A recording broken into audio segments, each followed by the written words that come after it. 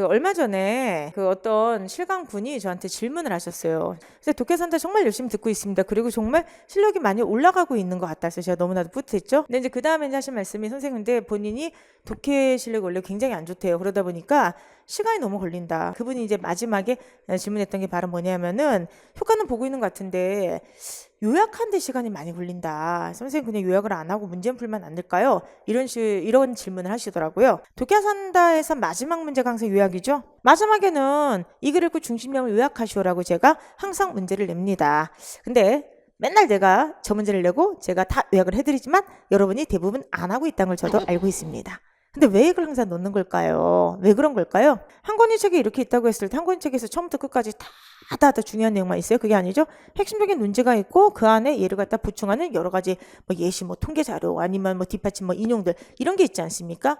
그러니까 결과적으로 한 권의 책을 읽을 때 우리는 얘를 갖다가 핵심적인 내용을 요약하라고 하는 거는 그 예 하나를 다 기억하라는 게 아니에요. 예로서 뒷받침되어 있는, 인용으로 뒷받침되고 있는, 강화되고 있는 핵심 논지를 정확하게 뽑을 수 있는가? 이걸 갖다가 일단 보는 걸 우리가 논지 파악 요약이라고 하는 겁니다. 그래서 이제 요약이 왜 중요하냐면은 결과적으로 글에서 말하고자 하는 핵심적인 것과 부수적인 것을 갖다가 구별할 수 있는 그런 눈을 기르기 때문에 첫 번째는 글을 갖다가 요약을 계속하다 보면 당연히 핵심 논지를 정확하게 파악할 수 있고, 두 번째는 글을 결과적으로 빠르게 읽게 해요. 글을 또 정확하게 읽게 합니다. 아까 그분한테 제가 뭐라 대답했을까? 선생님 요약하는데 시간이 너무 많이 걸려요 라고 하면은 요약하지 마세요 그렇게 얘기할까? 아니죠. 여러분들 시간이 많이 걸린다는 요약을 못한다는 거잖아. 글을 아직까지 빠르게 못 읽는다는 거잖아. 그럼 더 요약을 해야지. 그러니까 오히려 글을 갖다 빠르게 정확하게 읽으면서 요약을 잘한다 하시는 분들은 저걸 굳이 할 필요가 없지. 저걸 굳이 하기보다 객관식 문제 풀고 저랑 핵심적인 어구들 정리하고 요게 낫죠. 근데 굳이 마지막에 독해산다 4번에 저걸 넣는 이유는 왜 그러냐.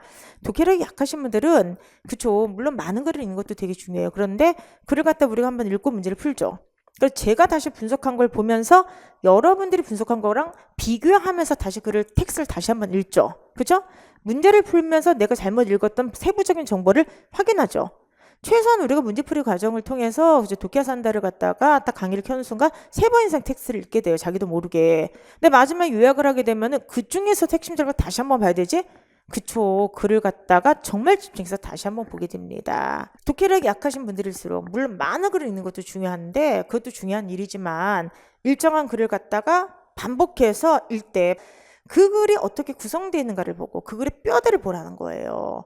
그래서 계속해서 요약을 한다는 것은 핵심적인 내용과 부차적인 내용을 구별하는 능력, 그래서 글을 갖다가 논제를 정확하게 파악하는 능력 이런 걸 기르는 것이기도 하지만 자꾸만 갖다가 요약하면서 글을 보면 그래서 반복적으로 보이는 패턴들이 보여요. 즉 전개 방식이 보입니다. 제일 많이 쓰는 전개 방식 아시겠지만 뭐 비교라고 한다든지 대조라고 한다든지 인과라고 한다든지 유추라고 한다든지 이런 어떤 방식이 보이게 되는 거예요.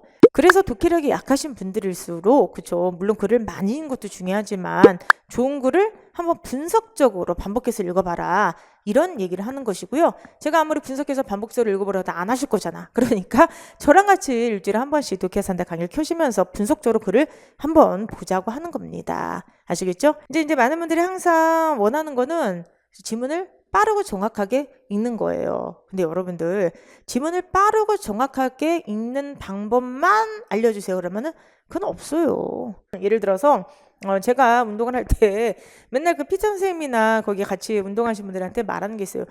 뭐를 제일 원하시냐? 그럼 저는 좀 뱃살 좀 빼고 싶어요. 이런 얘기를 합니다. 근데 운동을 잘하시는 분들은 다 똑같은 얘기를 하세요. 뭐라 그러냐? 똥배만 없앨 순 없더라고 그래요. 네, 그럼 뭘 해야 돼요? 그러면 일단 칼로리도 좀 줄이고 좀 덜 먹으래요. 그리고 이제 또 하나는 칼로리 많이 태우기 위해서 유산소 운동을 갖다가 열심히 하면서 집중적인 복부 운동을 같이 하지 않으면 빠지지가 않는다는 거예요. 이건 무슨 말이냐면은 전반적인 운동을 하고 전반적인 어떤 열량을 소비하면서 부분적으로 공략을 해야지 똥배가 빠지는 거지 제 몸을 그냥 둔 상태에서 똥배만 없애주세요. 이건 불가능하다는 거예요. 혹시나 여러분들이 지금 제가 요구하는 운동 원하는 것을 지금 독해에서도 그런 식으로 요구하지 않는지 잘 생각을 해보세요. 난 독해는 그냥 뭐만 잘하고 싶어 이런 건 불가능해요. 그러니까 예를 들어서 지문에 따라서 어떤 지문은 특별한 어떤 방식을 쓸 때 그게 효과적일 수가 있어요. 그러니까 스킬이라고 하죠. 그러니까 이런 질문은 이렇게 읽고 이런 이게 이제 가능할 수가 있는데 그거는 부분적인 거고 집중 공략이라는 거예요. 그러면은 똥배를 갖다가 집중적으로 그쵸 공략해서 근력 운동을 해서 거기를 그러니까 없애기 위해서는 전반적인 운동을 병행하면서 똥배 운동을 같이 해야 되는 거 아니겠습니까? 그러니까 부분적으로 집중해서 공략하는 게 일종의 독해 스킬이라고 한다면 그죠? 독해 스킬만 적용할 수 없다는 거야. 독해 스킬을 적용하기 위해서는 전반적인 독해력을 향상시킬 수 없는 것이고 이 전반적인 독해력의 가장 기본이 되는 게 집중력 향상 플러스 요약 훈련이라고 하는 거예요. 그런 의미에서 제가 항상 말씀드리는 거 집중력도 실력이다. 집중하는 능력부터 독해가 시작이 된다. 와 또 하나 요약을 계속해서 강조하는 겁니다. 이게 되게 어떻게 보면 무식해 보이는 방법일 것 같고 그렇지만 가장 원칙적인 방법이에요. 저는 원칙만 강조하진 않아요. 하지만 독해 산다라고 하는 것은 처음부터 말씀드렸죠.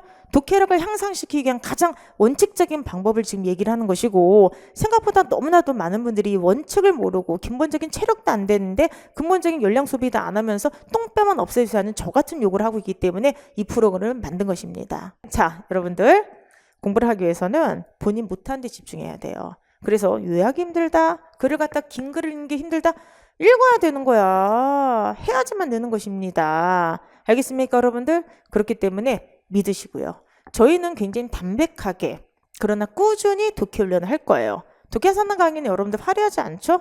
정말 너무나도 단순한 방법으로 계속해서 같이 글을 읽고 분석하는 거잖아. 그치?